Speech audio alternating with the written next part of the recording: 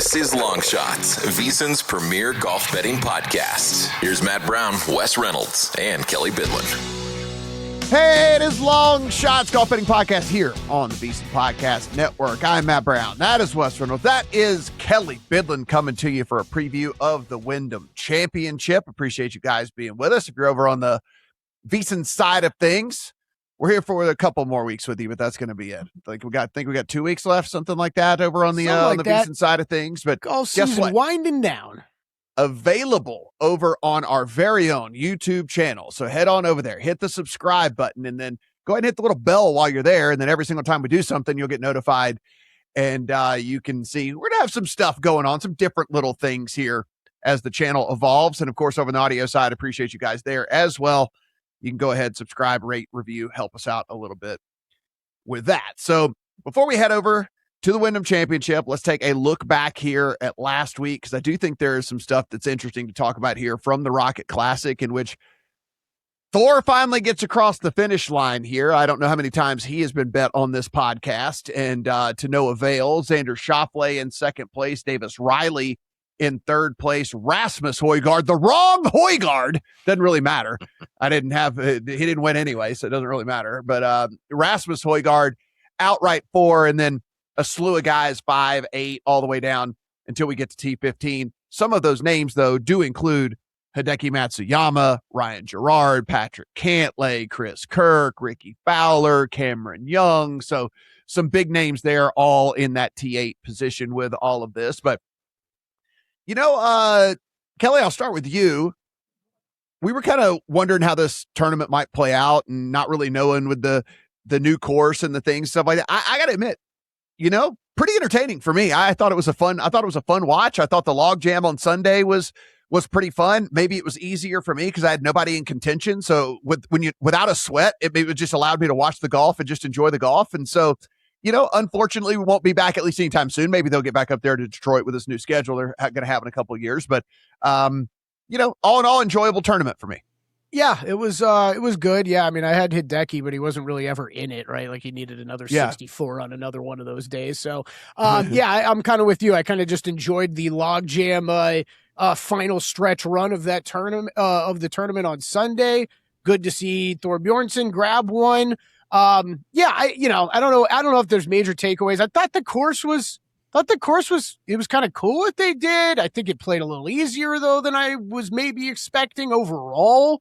I don't know, kind of like the old version though, just setting up to have that kind of jam of golfers at the end, right? It just kind of felt like another week of like, all right, who's going to go out there on the back nine and make some birdies and steal this thing? And that was Michael Thor Bjornsson holding off some big name chargers, right? And guys kind of falling by the wayside, right? Hideki ends up finishing T5, but didn't really look like he was going to be there for a while. So, yeah, it was great by Thor Bjornsson. I think some other just positive takeaways of, Xander Schauffele, right? That was big. It was big. We kind of joked last week because it's probably too easy. Why are we skipping over an even money top 20 on Xander Schauffele? That was too easy. He's Xander looking okay there. And yeah, I mean, look, Sungjae M continues to put together good finishes, right? Hideki, this is 4 weeks in a row now. Patrick Cantlay has been pretty consistently good. Ryan Gerard back to playing some good golf. So good to see. I think if you're looking to go forward and as we move forward through the playoffs here, some takeaways from that you can grab for sure. Yeah, Wes, as we look, I mean, a lot of guys, shooting into the 60s, and look, it's worth $162,500. So who am I to complain? But another collapse by Michael Brennan on Sunday here. Another guy that continues to put himself in contention and not be able to put 4 rounds together. One of the only guys to shoot over par that had any sort of high finish. He goes 73 on Sunday after 65, 67, 64, follows all the way down to T15 in the tournament. So again, it's just, we often talk about win equity here on the podcast. And, you look at a guy like him and the only knock, I mean, man, if he was on LIV, this guy'd be like the number 1 player on LIV. He can put 3 rounds together, but dude can't put 4 rounds together like that. That's for sure. So Brennan, just another of those guys that just take it with a grain of salt, right? I mean, he's a tough dude to bet from an outright perspective. For whatever reason, gets to Sunday and just does not want to be able to close. But what'd you think of the final version there of the Rocket Classic? Good tournament. Maybe not so much from a betting standpoint. My nearest pursuers ended up finishing back into the top 10, Ryan Gerard and Davis Thompson. But Michael Chourbornson, that makes it 2 weeks in a row now, a PGA Tour U graduate. Of course, it was Jackson Coyben at the 3M, and then it was Chourbornson, and I bet him fairly frequently. Obviously had a lot of pedigree coming out of Stanford, former U.S. junior amateur champion, and he finally put it together, or really put it together at the right time, I should say. Shot a 30 on the back nine to shoot a 63, 18 under. That wins by 2 strokes, so congrats if you had the 45-1 on Chourbornson. And I didn't, which kind of sums my golf year up a little bit. It's like I'm not timing guys at the right time and I, not sticking with them. And then all of a sudden I see that there were a lot of people that did have him out there. And it's like, that guy would have made my card almost any other week. And then I didn't play him. And then of course he goes on and wins. So I thought, it was an entertaining event. The course, I think,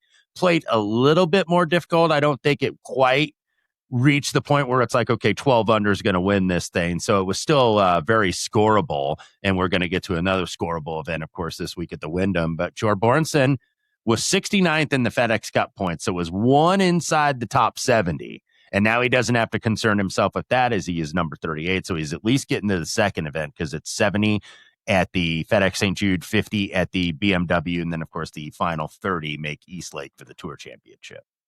Yeah, there's some guys that we'll be looking at this week, certainly, that are on the bubble. If you start to look at where that bubble lies right now, Matt Meisner, Keegan Bradley, Andrew Putnam, Johnny Kiefer, Jason Day, Austin Smotherman, Steven Yeager, David Lipsky, and Tom Hoagie are the 71 to 79 right there. And then, listen, a win will jump anybody into all of this, but a high finish for some of these other guys, Davis Thompson, Jackson Suber, Denny McCarthy, Taylor Pendrith, Brooks Koepka, by the way, sitting at 86 right now, Tony Finau.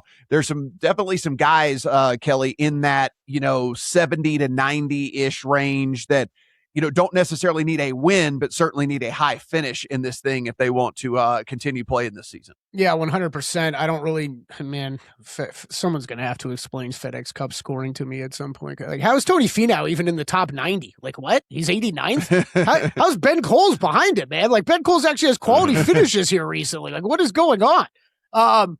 Yeah, there's a lot of guys that we're going to be talking about this week just on the outside looking in that need good finishes to jump in there. Keegan Bradley just 2 out, and then same thing, right? Just on the inside, keep it up so you don't slip out of this thing.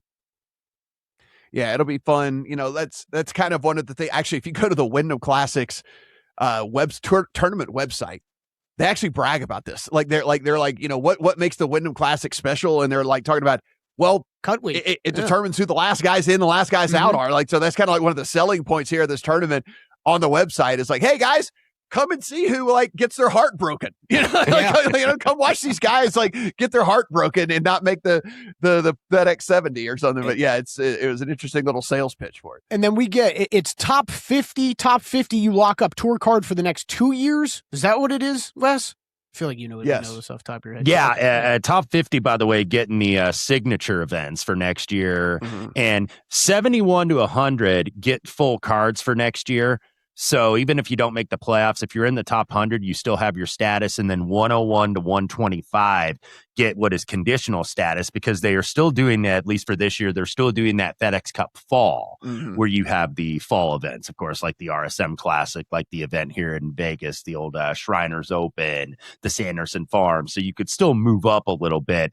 The conditional guys are obviously guys that aren't guaranteed entry into all of these fields based on how they are. So, the goal is to make that BMW championship in 2 weeks there at Bellerive in St. Louis.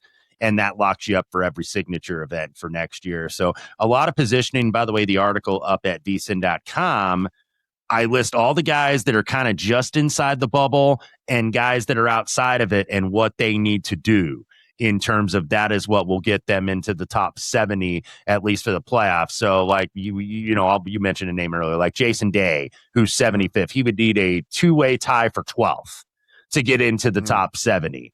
And there's a lot of these guys, of course, that need to just win, period. Like, some guys just need a top 20 finish or a top 10 or a top 5. So that's something that I think could play out if you're maybe not for outright markets, because that's a little needle in a haystack, but I think for placement markets, if you're playing those top 20s, those top 30s, those top 40s, guys are going to know where they're going to stand coming into this week. Yeah. Kelly, it was interesting when you have it up on the screen, but as I was looking at this, the names 50 to 70 are so many of them are just absolutely shocking. You're like, wait a minute. How in the holy hell? We hadn't talked about Daniel Berger doing anything in forever. And somehow he's like inside the top 70. And you look at some of these other names in here and you're like, Aldrich Potgieter is inside the top 7. Like what in the world is going on here? So yeah, it's just some of those names I think would really surprise some people that are currently, at least as we sit right now, inside that top 7. Sung J M just had his first week where he gained on approach since March. What? Yeah, I don't get some of this stuff. Go for that top 50 though, man. That's big. That's big. Lock yourself up for those signature events, man. That's like almost as big as the top 70 here. If you could lock yourself inside there.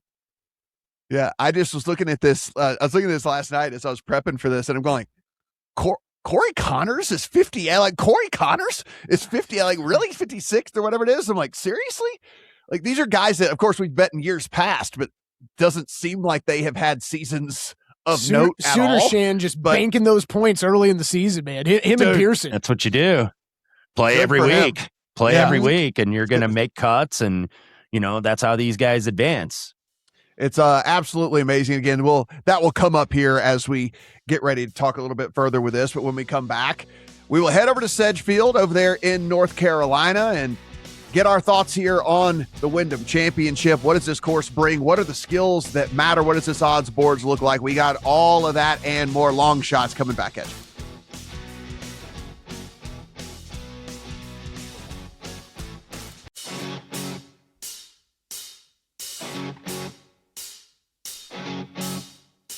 This is Long Shots, VSiN's premier golf betting podcast. Here's Matt Brown, Wes Reynolds, and Kelly Bidlin. Welcome back to Long Shots Golf Betting Podcast here on the VSiN Podcast Network. Matt Brown, Wes Reynolds, Kelly Bidlin. We transition to the final event of the season before the playoffs, the Wyndham Championship over at Sedgefield in Greensboro, North Carolina. Short course. We expect some scoring.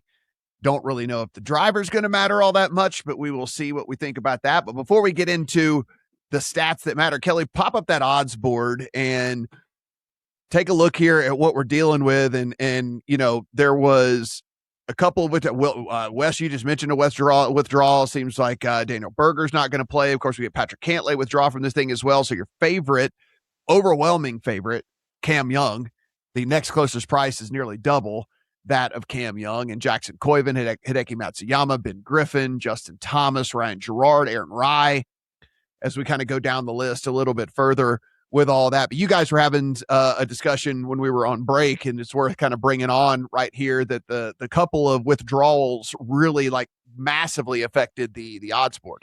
Yeah, we were sitting here. We're sitting doing a numbers game yesterday, Monday morning, which Wes is always joins us for on Mondays. And Hideki mid-30s was jumping out to me. I can tell you that much. And Patrick Cantlay was still in the field then. And once he withdrew, all these numbers shifted around for a guy that we make fun of as much on here as we do in one Patrick Cantlay and always hate to bet him outright. It's just amazing that his withdrawal from the outright market could swing numbers so much when he doesn't win very often.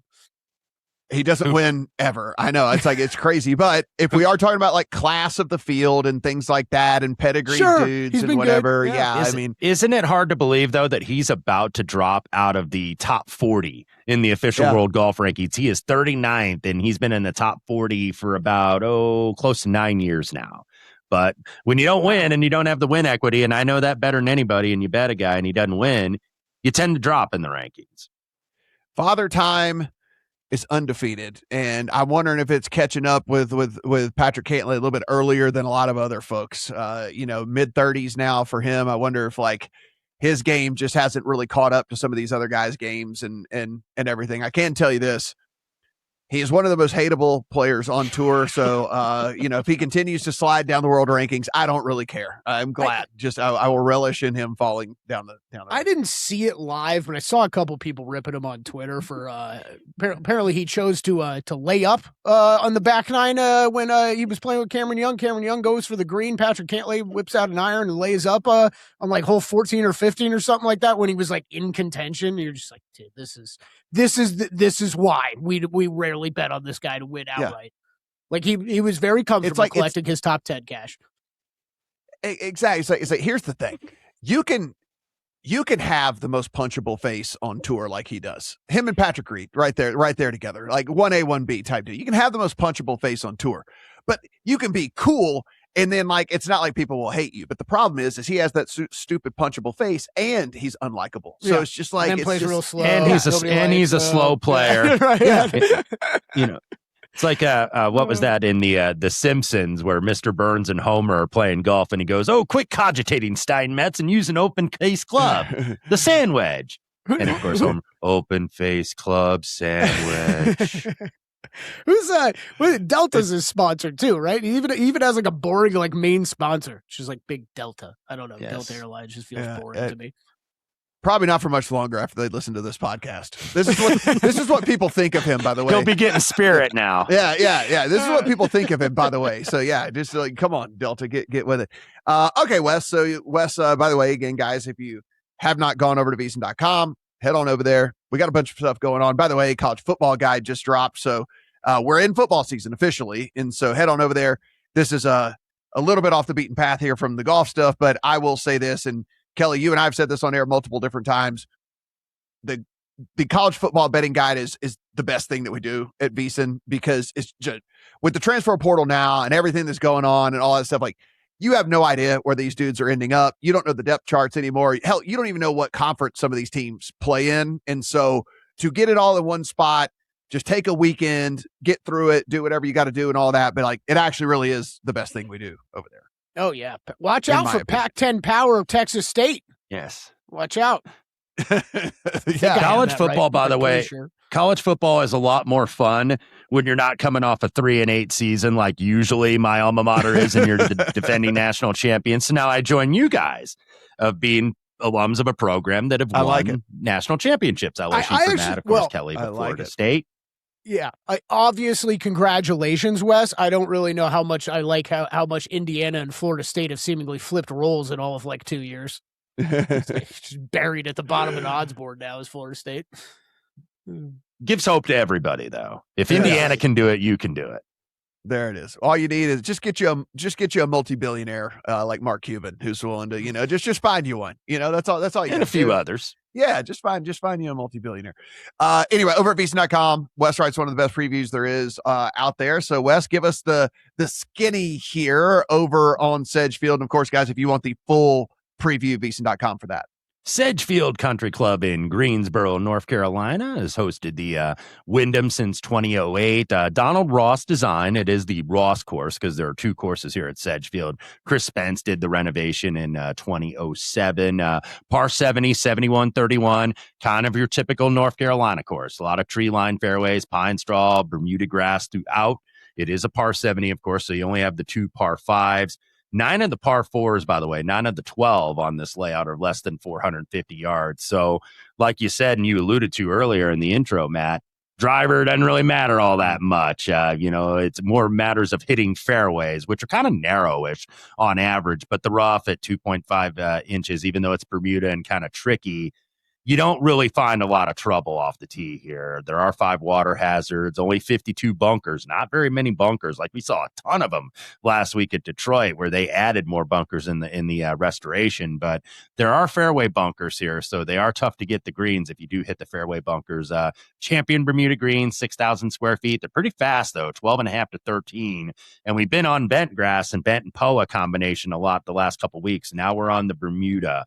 It is a scoreable course. Brent Snedeker, 2-time winner here, shot 59 when he won the 2018 Wyndham. So a little bit shorter on the front nine. It's 34.27 for the out and 37.04 for the in. So the back nine is longer. But yeah, I think if you're looking at correlations of like who succeeds here that succeeded elsewhere. Waialae, of course, the short par 70, Colonial, River Highlands, Detroit a little bit. That is a Donald Ross design like we saw last week.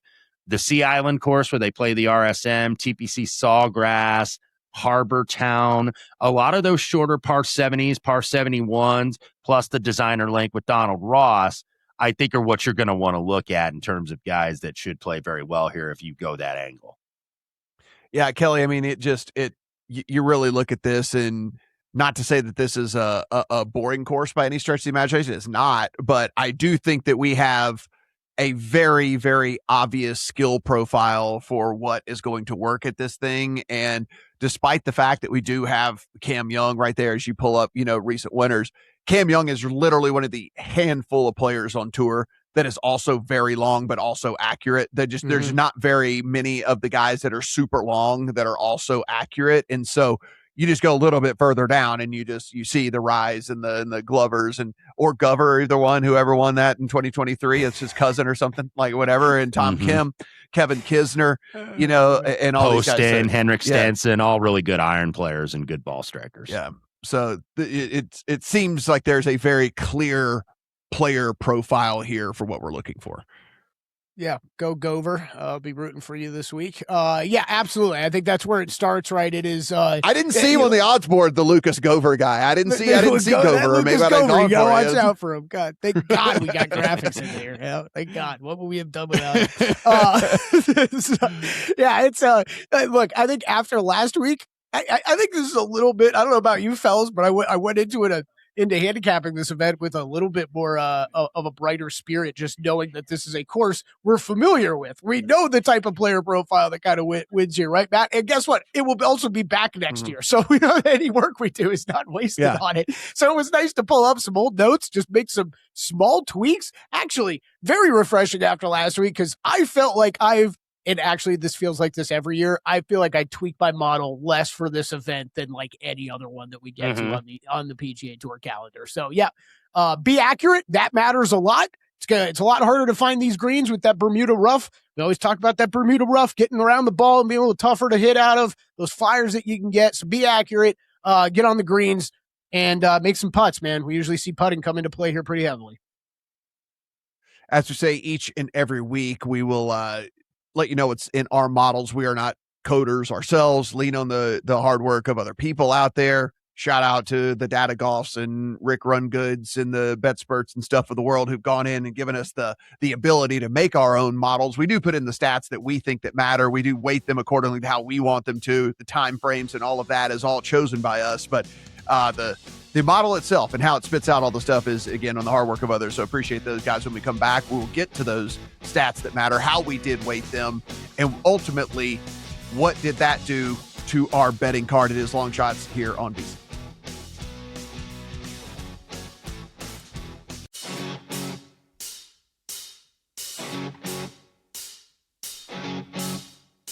This is Long Shots, VSiN's premier golf betting podcast. Here's Matt Brown, Wes Reynolds, and Kelly Bidlin. Welcome back to Long Shots. Matt, Wes, and Kelly sitting here talking about the Wyndham Championship. Just talked about the course itself, and now let's get into the models, the skills that we think are going to matter. And Wes, we kind of gave it away at least a little bit here. Not emphasizing the driver this week at all.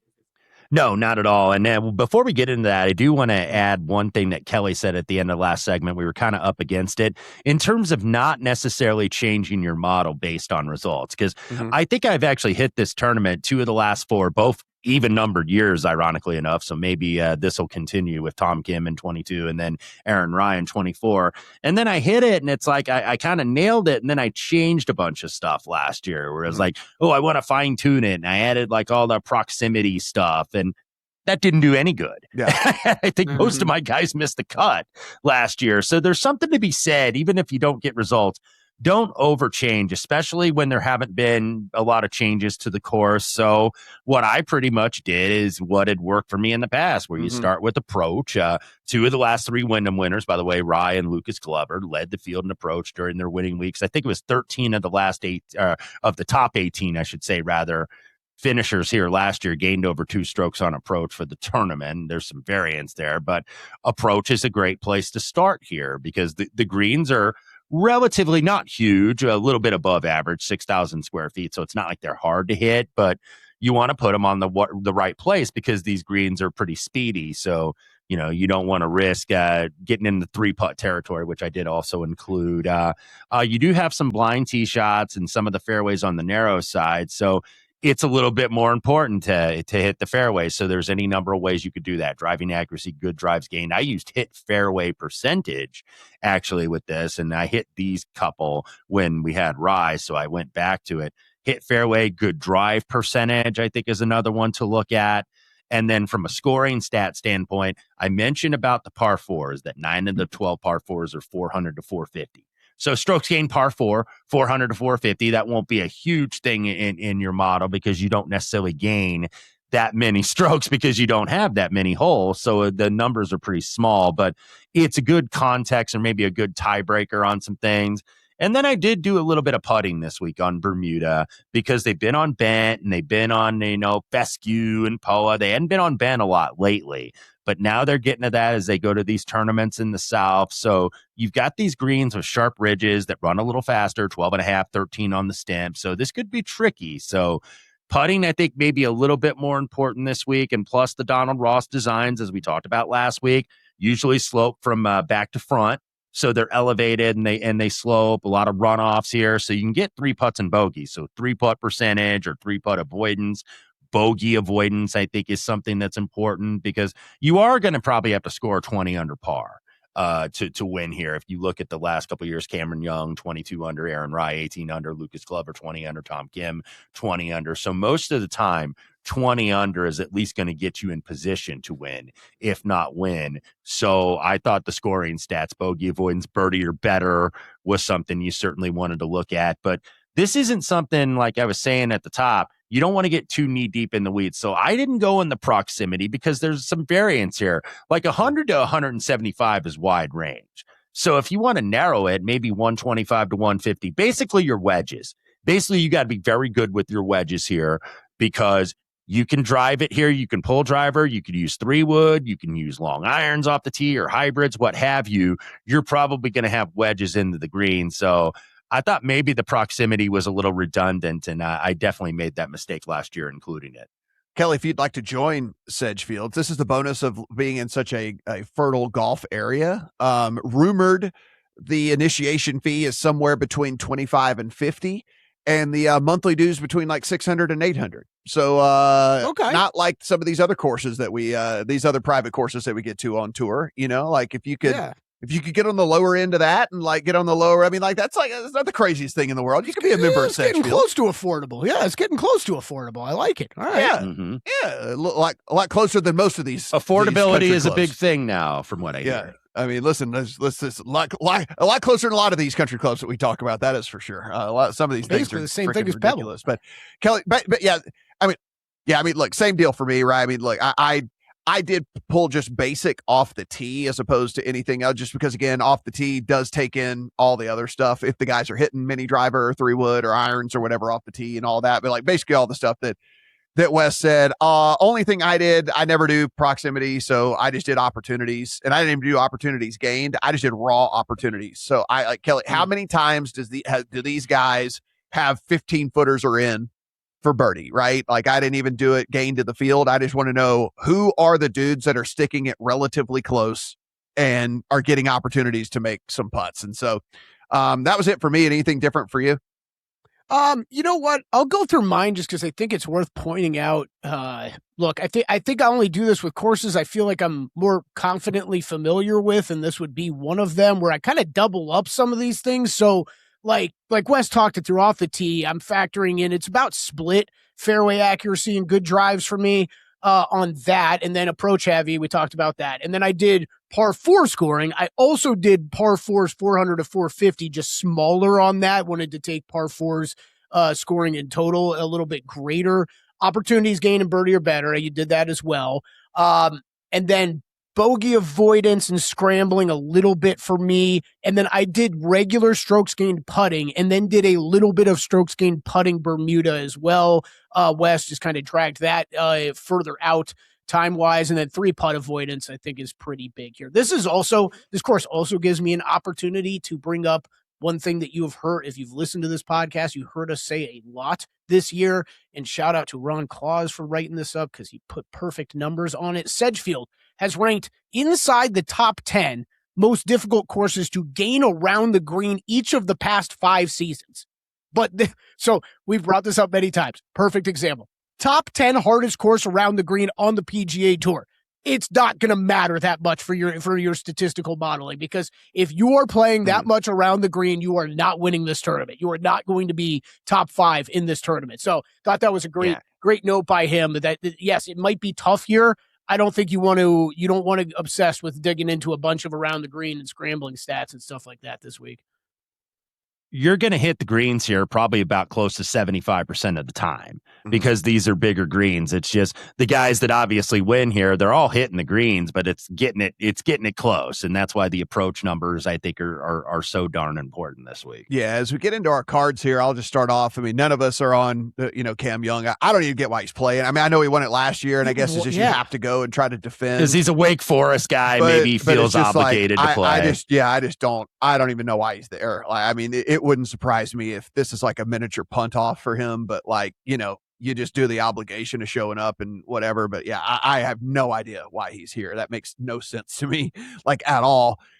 We all actually right off the bat, and I can't do the little noise because apparently I learned that our podcast software actually blurs out the noise. It just comes in as nothing. But can I do a human? Yeah, we do. And I could have called this. We're all on Tom Kim. I knew that. I knew that. I knew we were all going to be on Tom Kim, and so all 3 of us sitting here on Tom Kim, we run our own individual models. But again, I think a lot of times we are similar in the thought of what a player looks like that might succeed here. So my guess is, like y'all, Tom Kim's probably no lower than 3rd or 4th in any version of any model that you ran for all of this. And then when that's the case and you're still getting a number that has a 3 in front of it, almost an autoplay for me. So, don't want to put word in y'all's mouth, but Kelly, I assume kind of the same thing on your end.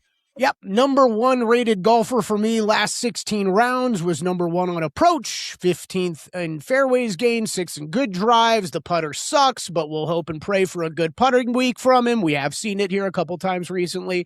2nd in par 4 scoring, 4th in bogey avoidance, checks all the boxes. Win at the Scottish Open just a few weeks ago, has a win here just 4 years ago. Wes was on him 4 years 2022, ago. 2022. Yeah, where he actually, by the way, led the field in putting that year, ironically enough. And you mentioned his putter has been a little difficult, but 3 of the last 6, he's had his best putting performances of the season. And, 5th on tour and approach, 5th from, even though I didn't use proximity, I did look at it, at least for research context, 5th from 125 to 150. So he's been very sharp with the wedge game. So Tom Kim, I thought, made a lot of sense. And I think he has the confidence now that he broke that streak where he didn't win for almost 3 years.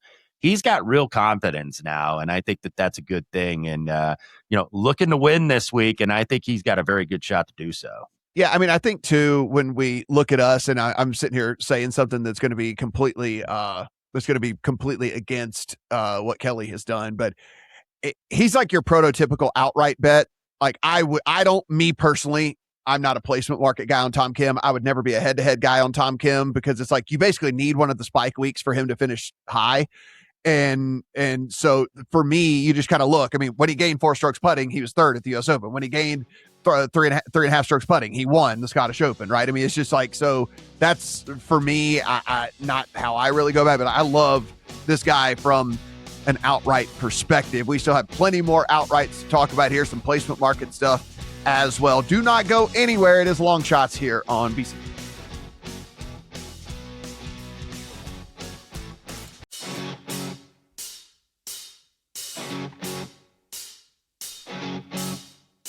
This is Long Shots, VSiN's premier golf betting podcast. Here's Matt Brown, Wes Reynolds, and Kelly Bidlin. Welcome back to Long Shots. We have Tom Kim in the account for all three of us, so we're all liking that. And Wes, you and Kelly both share Hideki Matsuyama.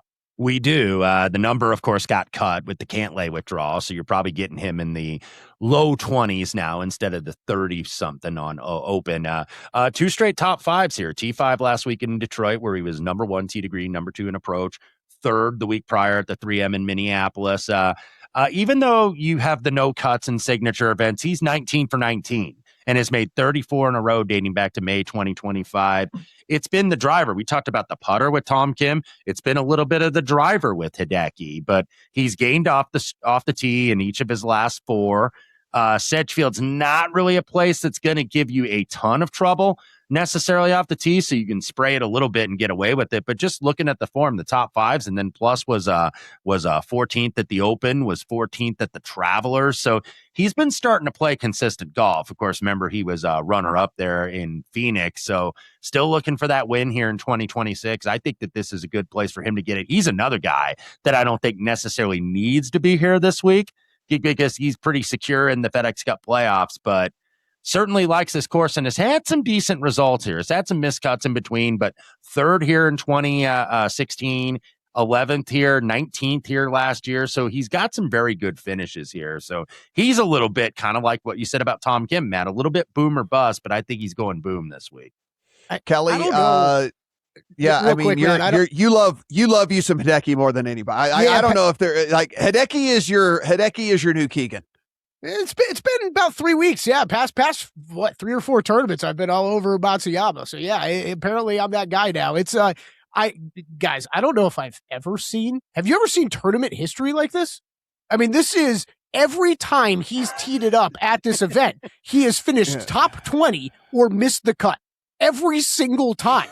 I don't know if I've ever seen that with this many tournaments played, by someone. So yeah, Decky, you covered basically all of it, Wes, but yeah, it's been strong off the tee. You'd actually look for a little bit more consistent approach numbers from Hideki Matsuyama. That's what I would think. I think there's still a ceiling to be raised with that by him, but man, it has been really, really quality stuff from him the past 4 tournaments. And yeah, I think he gets it going. Maybe not the perfect course for Hideki Matsuyama's game, but man, the form he rolls into this with, watch out, man. I'm really liking Hideki this week. All right, we're going to go a little bit more rapid fire here as we try to get through all these picks over the next 7.5 minutes. But Wes, Ryan Gerard next on your card. Yeah, I had him last week, T8 in Detroit. He's in all the FedEx Cup playoff events. He's 16 in the standings. 3 runners up this year. Sony, which is at Wiley, strong correlation to Sedgefield, short par 70, the American Express, and then the Memorial. Gets a home game this week, too, by the way. Closest thing to a home game, of course. Grew up in Raleigh. Played his college golf at University of North Carolina, Chapel Hill. Now he's in Greensboro, so he's got all the ACC triangle covered this week in the state of North Carolina. Obviously, great approach numbers. The ball striking has been great. And he's also motivated, not only to get that victory, but also to make the President's Cup team. And he's kind of one of those ones because you've only got maybe 6 or 7 sure spots. And then there's a bunch that are wide open. We mentioned about Jackson Coyven. Might he have played his way on despite being so young and inexperienced? Ryan Gerard, certainly a guy looking for that spot as well. Davis Thompson, you and I both on him last week. I am off this week. You are back on. Yeah, comes into this week, 2 top 10 finishes. He's been progressively better at the Wyndham, 22nd, 12th, and 11th the last 3 years. Runner-up at Detroit 2 years ago, so he's shown well on Donald Ross Designs, former John Deere winner. There's a little bit of correlation between those guys that play well at Deere Run and play well here at Sedgefield. So back aboard on Davis Thompson. You are on Ben Coles. Kelly and I both on Ben Coles as well, but just in the placement markets. I also, like Kelly Bidlin, have a top 20 on Ben Coles, but you're going to go ahead and play him in the outright market. And I will have the placement market with you guys as well. And we had the heartbreak, Matt, with him at the John Deere, where he was going to be the clear winner, and then he hit that approach into 18. And ended up finishing third, but we're back again. Winner this summer on the Korn Ferry Tour. He's likely going to get his PGA Tour card anyway, so that takes a little bit of pressure, but he is 95th in the points, so he can just go ahead and, have a good showing here, be in the top 100 and get his card that way. So I think it's all about the win here, not necessarily the points. Unfinished business here, I think, to get that first victory. Wyndham's a good site for him. Maybe if you like walking down Narrative Street and those storylines, and of course I do. First PGA Tour start he ever made in his career was right here at Sedgefield in 2012. So that's one of those kind of weird, funky stories that kind of seem to come true in golf, maybe more often than not. So Ben Coles, mid 50 to 60 to 1, I've seen is high in the market. And then plus, I think that top 20, very good bet. Model's very high in the approach and all the recent stats that you will see, even though it's only recent results because he's been playing mostly Corn Ferry from early. Yeah, you look right there. Kelly's got it popped up on the screen. I mean, look, those approach numbers, Kelly. I mean, outside of the one, which by the way, he was still able to make up for because he putted like God in that one. I mean, like the guy's playing very consistent. And like, so for me, he is one of the dudes I have a ton of confidence in playing a placement market, especially in this field. Agreed. This is, some Corn Ferry sprinkled in, obviously, but has gained on approach in every event he's teed it up in, except for one since April, and has gained with the putter in 5 straight. Kelly, you have Hideki, as does Wes. We all have Tom Kim. You have one longer shot, and I'll admit, this guy incredibly high in my model as well. I couldn't pull the trigger, but maybe you can convince me. I was shocked as to how high this dude was. I was shocked too, Matt. I don't even really know if I could fully explain it because the results don't exactly match where he's landing. I don't get it either. That's why I didn't put him in the account. I know. But Emiliano Grillo, when we do think about the prototypical golfer that we're looking at here, well, at least he made sense to me, Matt. So he made sense to me from that standpoint. An accurate off the tee guy, good, really good approach player. Okay, might struggle with the putter sometimes, but if that could heat up, last 16 rounds, he was a top 5 rated golfer for me. He's 9th on approach over that time, 3rd with putting, 4th in par 5 scoring. He's gained massive on approach in the last 2 tournaments, so I think that is skewing things a little bit. But the finishes really aren't there. So I took a bomb price on 80 to 1 outright, but I bet him heavier at the top 20 market at plus 275 there. Yeah. 6th, 3rd, 6th, and 5th. In the 3 different models I read, 3rd, 6th, and 5th. So former winner at Colonial as well. Yeah, so he's won on these shorty type courses, always plays well at the Sony in Hawaii. So he is a very good fit here. All 3 of us are on Blades Brown. I am on an outright. Wes is on an outright. Kelly Bidlin is on a top 20. I'm also on a top 20, more heavily on the top 20 than I am here on the outright for him. But I just didn't want to get left out if he was able to finally get across the finish line. In my 20-round model, the number one player in the 20-round model is Blades Brown. Wes, I mean, we talk about often like kind of just green stuff. I mean, if you want to look at even the stuff that we didn't care all that much about, total driving 5th in this field. I mean, birdie or better gain, he's 1st overall in this field. Opportunities 4th in this field. All of it just keeps going on and on and on, especially if you shrink the sample size down to what he's done over the last month or so. And aside from the numbers that you weighed at there, Matt, and looking at the recent form, 4 top 6s on the Corn Ferry, 3rd at the Puerto Rico Open on the PGA Tour earlier this spring. So he's got good form. He's also got pedigree, and maybe this is a little bit of FOMO for me, in addition to the case you made in terms of the stats. Koivu wins 2 weeks ago. Thorbjornsen wins last week. So young players are showing that they're capable of winning on this tour, and he's got the obvious form. Remember, at 16, youngest medalist in the history of stroke play at the U.S. Amateur, breaking the record of the legendary Bobby Jones. So this guy bypassed college to turn pro, and maybe he's going to bypass getting his card from the Corn Ferry points list where he's 9th and just go ahead and win and get the automatic promotion to the PGA Tour. So Blades Brown at 66 to 1, I thought was a very good price. Another guy that modeled out extremely well for me that really just kind of rocketed up. And once you dig in, there's just a ton to like. I bet Alex Fitzpatrick to win this thing. I think he's going to win on the PGA Tour, like especially on a course like this. He's incredibly accurate.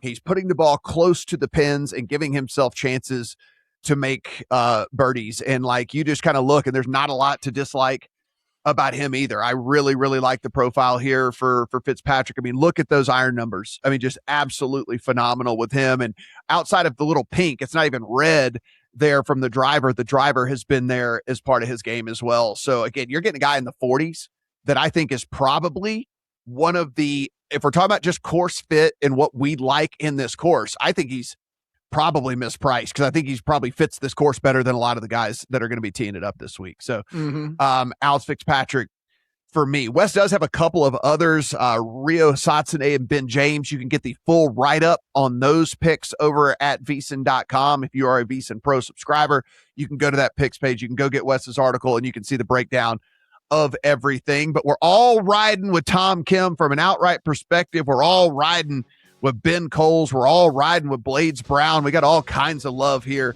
for the same guys this week. So maybe we can get across the finish line here of what has been a little bit of a frustrating golf season. If you haven't done so already, guys, hit that subscribe button, rate, review, do all the different things like that. And of course, over on the YouTube, hit that bell for all notifications. For Wes, Kelly, I'm Matt. Good luck.